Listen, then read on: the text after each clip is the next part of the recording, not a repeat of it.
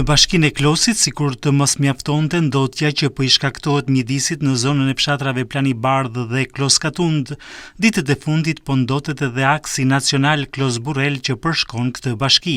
Sasi të konsiderueshme mbeturinash janë hedhur në vendin e quajtur Përroj i Keçit në fshatin Suç. Këto mbetje janë depozituar ditët e fundit, ndërsa ende nuk dihet se kush është autori i kësaj ndotjeje.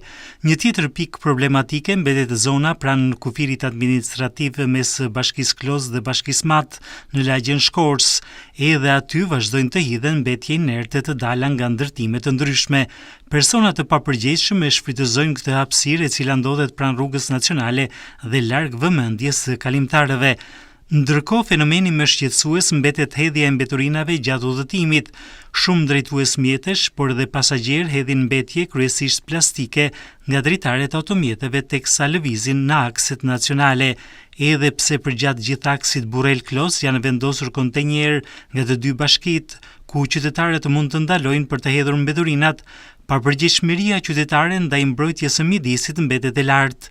Si pasojë, mbeturinat plastike përfundojnë përgjatë rrugës duke shkaktuar ndotje të konsiderueshme mjedisore dhe duke krijuar një imazh negativ për vizitorët e huaj që zgjedhin të vizitojnë bashkinë e Klosit.